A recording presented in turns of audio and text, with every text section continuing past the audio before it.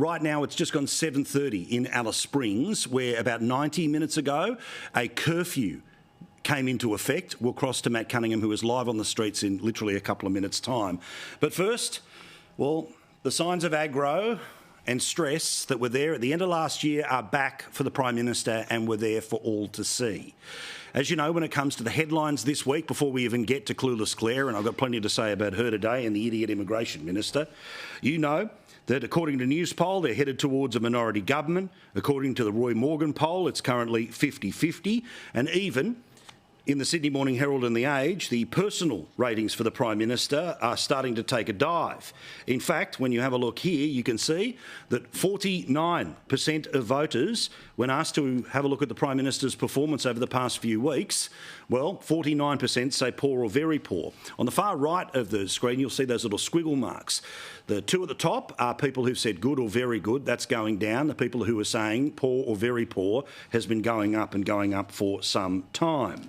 Now, in part, something that absolutely exemplifies how cranky this Prime Minister is right now and how out of touch he is right now is the situation that has been building for some time but hit a crescendo in the past couple of days, and that is the issues in and around Alice Springs. Now, Sky News Primetime has been relentless in having a look at this story because it's the citizens, no matter of what background they have, but it's the citizens of Alice Springs that are living in fear. There is many deep social problems that need to be dealt with. But before you can even start to get into the root cause, you've got to deal with the consequences. And the consequences, of course, is youth crime. This was $30,000 worth of damage being done to a local tavern in the afternoon. Now, the two peaks of violence happen in the late afternoon and the beginnings of dusk. That is not affected by the curfew that was announced today. But again, back at 3 a.m, that, of course, will be affected. Now, the Prime Minister, we know, has no interest in what is happening in Alice Springs, which is why the alternative Prime Minister, Peter Dutton, had this question for him today. Since being elected, the Prime Minister has spent just 4 hours in Alice Springs. At the moment, local residents, business owners, school principals and the Mayor have all been pleading for support from you, Prime Minister. Yet locals have seen little evidence of the $250 million package that you promised making any difference to improve community safety. In fact, the situation has got much worse. Children are committing serious crimes, sexual abuse is at a record high, juvenile crime and domestic crime and abuse is at a record high. When does the Prime Minister intend to visit Alice Springs? Order. Now, due to the last major flare-up in Alice Springs, as a way of trying to quell things in the hope that it would distract people from the Prime Minister's real hope for Indigenous affairs, and that, of course, was The Voice, that we spent $450 million and an entire year debating. It started as 60-40 yes, 60-40 hell no, after the Prime Minister's version of events, of course, were completely unconnected to the reality of what was happening in Alice Springs. It was January of last year when the Prime Minister spent more time in the air to and from Alice Springs than he spent on the ground. The press conference was supposed to be outside, but because they thought that they would end up getting trouble from locals, it was taken inside. The meetings were invite only. It was all picture opportunities with no real action, because the real priority of the Prime Minister was literally, after flying out of Alice Springs, you know exactly where he headed. Well, he ended up turning right, going down to Melbourne and playing with the plush set for a few days in a row at the Australian Open. Ice cream after ice cream seemed to be the only thing that he was interested in down there, as opposed to the urgent issues that were taking place in Alice Springs. Websites like news.com.au even noticed that there was a problem here, where the Prime Minister was spending more time with his feet up, getting cheers from the crowd that, of course, 12 months later turned to boos. Because the honeymoon was still on back then. Well, it's way over now, and the reality of governing is that this bloke does not like being forced to do the things that he doesn't want to do. Now, remember, his plan was for The Voice. Even the Northern Territory voted against The Voice. For that, Peter Dutton will forever be shamed by the left and this Prime Minister, who was, of course, playing for that moment in history. But what about this? As the first sign of the Prime Minister being right back into the angry elbow, the lost elbow, the tired elbow, the confused elbow, the disconnected elbow from the end of last year, the one that supposedly had been reborn for some too little too late tax cuts that, yes, got them over the line in a by-election, but the national numbers have got worse as if none of those tax changes had taken place at all. He was able to manage the headlines, not the reality of the lived experience of people in the Australian economy. And the Prime Minister does not like being asked questions that expose not only his glass jaw, but his lack of judgment.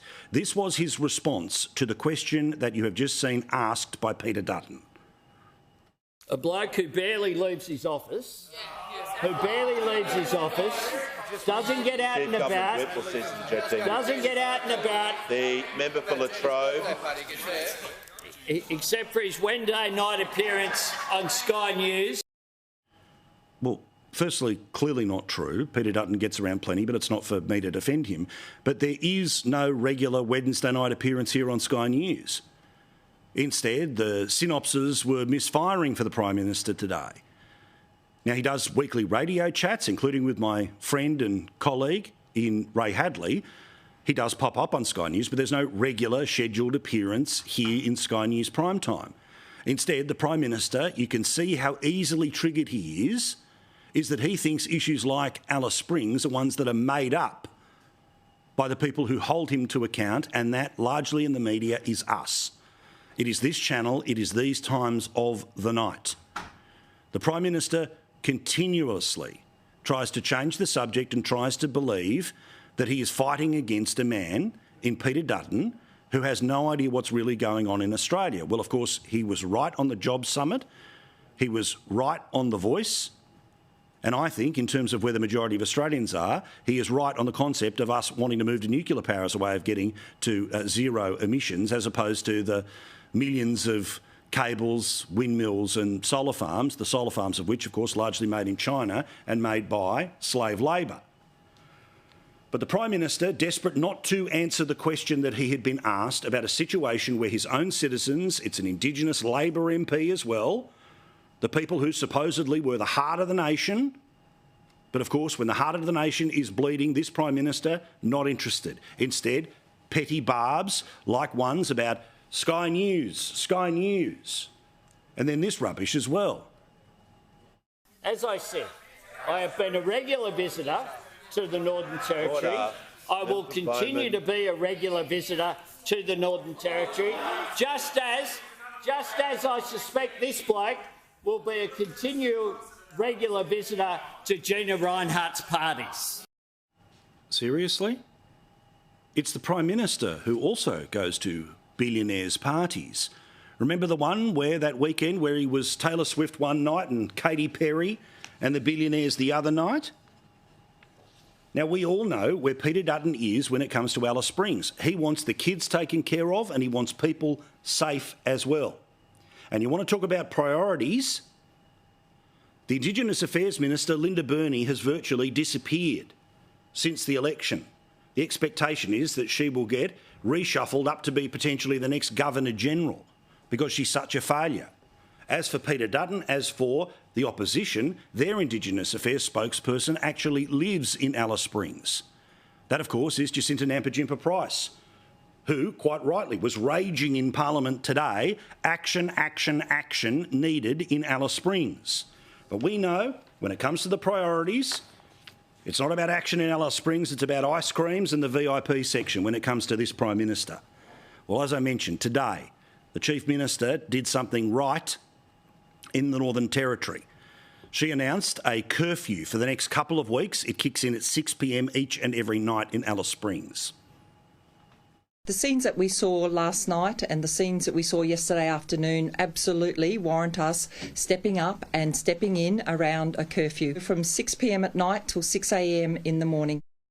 Now, a man who has been relentless his entire career because he loves the Territory. He loves everyone in the Territory, not about their politics or their race, but he loves the Territory and he is willing to tell the uncomfortable stories is, of course, Matt Cunningham. He did it at the NT News. He does it every day here at Sky News, and he's on the ground right now as this curfew has now been brought into effect. Now, Matt, as you know, 2 parts of the day, the late afternoon, this curfew doesn't affect it, but it is the middle of the night problems they're trying to get on top of. We're only, less than 2 hours into it. What happened tonight? Look, it's pretty quiet at the moment, Paul. I'm out the front of the Todd Tavern, which is where really the worst of that happened yesterday. It was at about 3:30 p.m. that we saw, really a mob of people come here to the Todd Tavern. They were throwing rocks at the windows. They were trying to kick in the windows. An interesting point that you make about the fact that these incidents yesterday happened before the time that this curfew is kicking in, and presumably they happened without a lot of alcohol involved. Monday and Tuesday are dry days when it comes to takeaway alcohol in Alice Springs. That was something that was implemented after the Prime Minister's visit in January last year. Well, this was happening at 3:30 in the afternoon while they were actually trying to break into the pub. So I don't think alcohol was a factor yesterday. But the Chief Minister announcing that this afternoon, 6 p.m, the curfew kicks in till 6 o'clock in the morning. It's something that some locals have been calling for many, many years. In fact, Robin Lambley, who's an independent MP down in Alice Springs, sent me an article a minute or two ago. She first argued for this curfew back in 2006. So it's going to be in place for 2 weeks, and we'll see whether it has an impact. In terms of where the kids live, I've been to Alice plenty, but you know it like the back of your hand. People living a little further out, g'day to whoever's in the background, they live, 10, 15 minutes out. In terms of the kids and the problems they're trying to deal with here, are kids going to be kept away from that central business district area, or the curfew means they have to be inside a house, even in one of the slightly more remote communities? Well, no, the curfew applies to the Alice Springs CBD. So the Chief Minister said today that, if there's a child unsupervised out in the CBD between 6 p.m.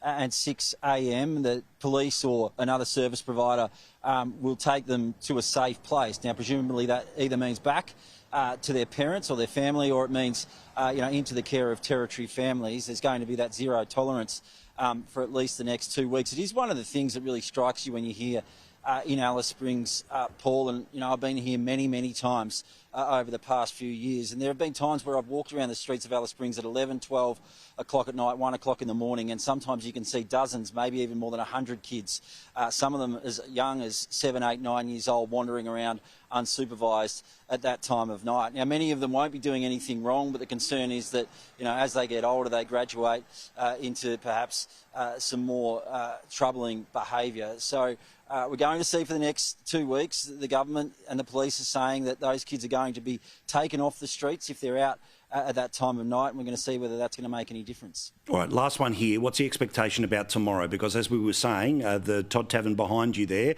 that was attacked before the curfew would have kicked in. Is extra police being sent in from Darwin? What are they doing about what happens tomorrow afternoon?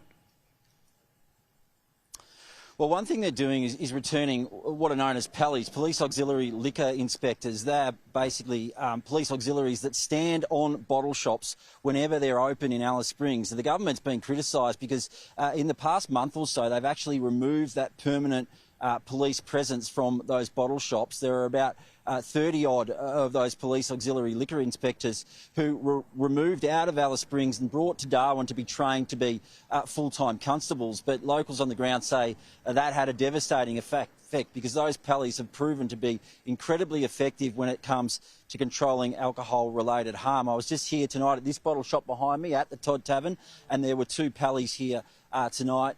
Paul, the government and the police commissioner say there'll be 58 extra police in total, so 33 of those PALIs plus another 25 officers. One thing a lot of people are asking, though, is where does that leave the rest of the territory? Because I know the focus has been here on Alice Springs, but I can tell you what, in Darwin we have seen huge increases in crime as well. It's also been seen in places like Katherine and Tennant Creek. Pretty much everyone in the territory now has either been a victim of crime or knows someone close to them who has been a victim of crime, and that includes me. I mean, just a few weeks ago I had kids 12, 13 years old trying to smash their way into my house with some golf clubs. So, I think it's interesting that they've rejected this suggestion that perhaps the AFP could be sent in to help the Police Commissioner and the Chief Minister dismiss that out of hand today. But a lot of people on the ground saying that the police don't have the resources to deal with the problem at the moment. Yeah. Look, I know you are the best in the business of this stuff, but I've got to say I know that as a bloke who loves the territory, you don't like talking about the trauma of it, but it's a necessary trauma to be discussed, mate. Keep up the great reporting. Obviously, we'll see you all through the day tomorrow, but thanks for jumping on there as soon as you turned up there tonight. Appreciate it, mate. Thanks, mate. Good man, Matt Cunningham there in the Northern Territory.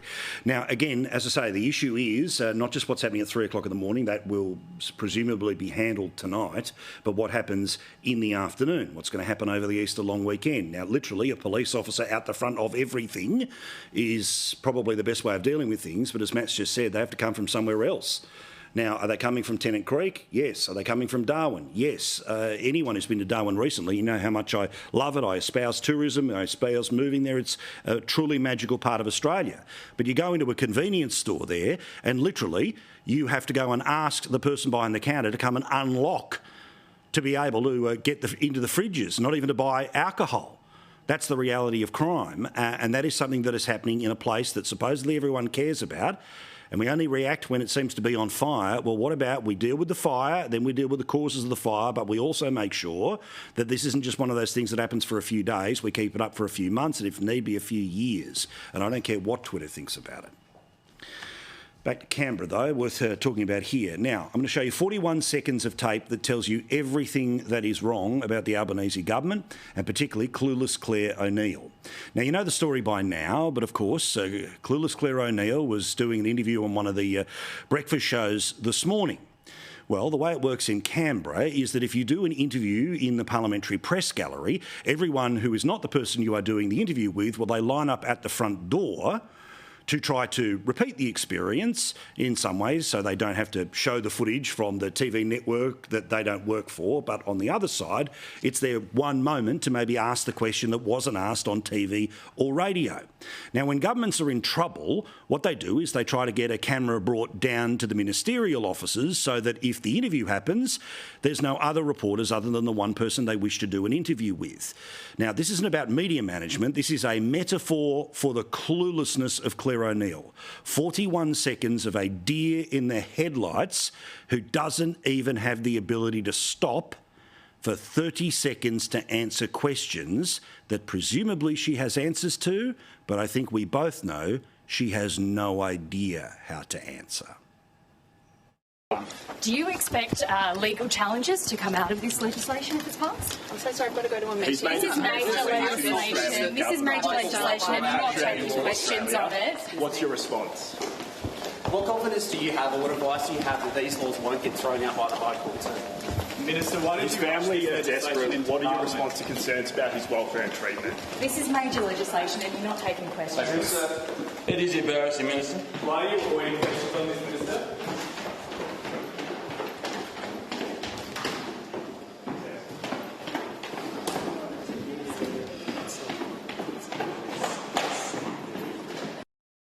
Now, under the rules of the Parliament, cameras and reporters are not allowed into the vast amount of the building, so the politicians or the people they are meeting with freely are able to move around without it being reported. So that's why they stopped at the top of the stairs.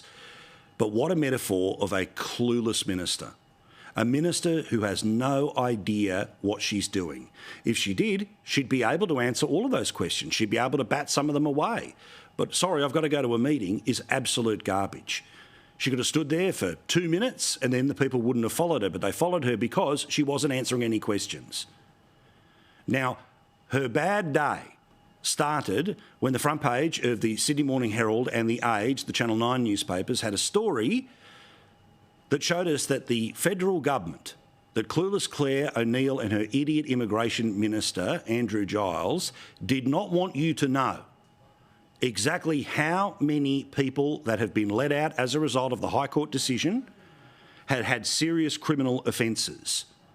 Now, we know that 7 of them, murder or attempted murder, 37 sexual-based offences, 72 had assault, violent offending, kidnapping or armed robbery offences before they were in immigration detention with the plan of staying there until eventually they get booted out of the country. 16 with domestic violence, 13 with drug offending. Less than 5 people, but still, people smuggling. And then there were people with apparently low or no criminality, but 149 is the number of people who this government let out because the High Court made the decision that it did. But the way in which they let them out, the lack of monitoring, the lack of security. Sherry Markson had a story for you just before the start of this hour that there are some 73 that remain unmonitored right now. Now, that information was apparently never to be known. Unless, of course, the person who was asking her questions in Senate estimates asked her the right questions and forced her to give an answer. Now, I read from that story today in the Sydney Morning Herald and The Age. Home Affairs Minister Claire O'Neill and Immigration Minister Andrew Giles hope to keep the document keep the document from public scrutiny, according to seven government sources who spoke to this masthead on background. Planning instead was for the recently appointed Home Affairs Secretary, a Stephanie Foster, to give verbal answers to James Patterson, who was the one asking the questions. So the only way we would have got a list of 149 is if James Patterson says, OK, how many have got murder or attempted murder? 7.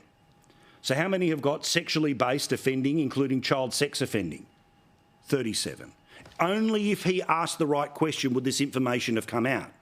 Instead, what happened was that the boss of Home Affairs decided to release the numbers as a document to the Senate inquiry, which meant we got the data without the question specifically being asked and prized out of her. The plan was for you not to know. The plan was that unless they were asked the question that unlocked the information would be kept secret. Now, this is very important because while she was at that estimates hearing, there was some bubbling and blowing up that was happening behind the scenes. Now, again, rather than tabling the written answers earlier in the day, Foster was expected by the ministers to only give verbal answers during the outcome 3, i.e. the conversation about those particular details. Instead, document came out 9:30 in the morning. Unbelievably, despite the fact that she has been caught red-handed trying to hide this information from you and coming up with a tactic of you'll have the information with you but don't say anything unless you're asked, clueless Claire O'Neill carried on with this crap this morning. The government's really committed to transparency. The information was requested of government. Government provided the information public, so I'm not actually really sure where this story's come from. Now, this story has come from 7 people inside the government who told us what the plan was. And after the public servant decided to put the piece of paper into the public record rather than to wait and answer the questions cleverly being asked of her, we got reporting today about what happened. Now, the reporting is from our own Olivia Casely here at Sky News, which was, after the Senate hearing took place, the bureaucrat who gave us the information that you have every right to know about the people who are now amongst us because of the decision of the High Court. The management of those people is down to the federal government. Now, they can say, of course, the reason is because of the High Court, but the management of these people is down to these 2 fools. These 2 fools who should have lost their job a long time ago, but because the Prime Minister has got his glass jaw with his fantasies about regular appearances on Sky News, he's trying to keep the new car smell of the government. Well, these 2 stink and obviously they have to go. But apparently what took place, and again, I'll show you the reporting here, was that after the public servant gave you the information you have a right to learn, they're called to a meeting with the Minister and this happened. I'm told it was an incredibly robust discussion, and sources have confirmed Ms Foster left the office visibly upset after Claire O'Neill, quote-unquote, tore a strip off her.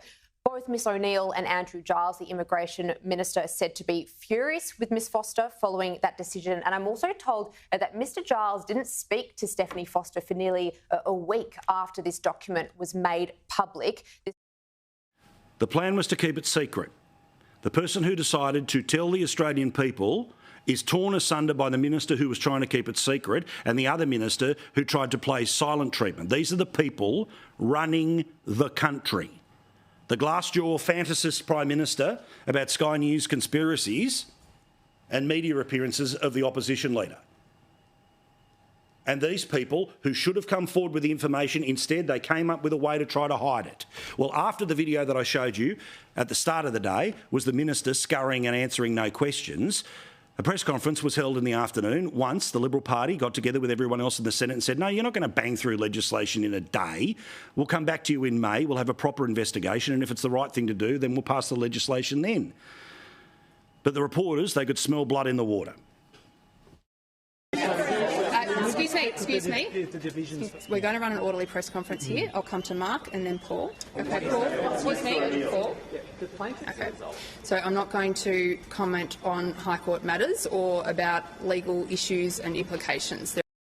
And then, just to finish off the day, the ministers who are not required in the parliament to vote because the government's got the numbers. The government doesn't need those two people to be voting because they're in a minority. That's what will happen after the next election if they keep up what they're doing right now. Someone at the back of the room goes, that's it, wrap it up. Minister then turns around and pretends, I can only take one more question. The question is about what I just talked about there and for most of the past few minutes, which was about the meeting with the public servant who released the information the government deliberately came up with a strategy to hide. So, scarper, leave, yet the reporters kept following.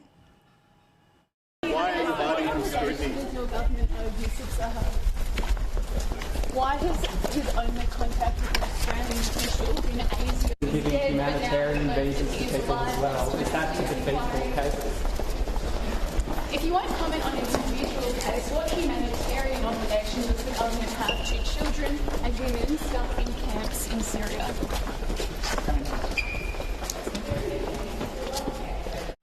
Claire O'Neill is clueless. All the people in the media tell you she's a great performer. We've just seen how she performs. The Immigration Minister is not up to the job, and you have seen that working together, they did not want you to know the types of crimes people had committed that the High Court had let out of permanent detention and this government, in some cases, released without a visa.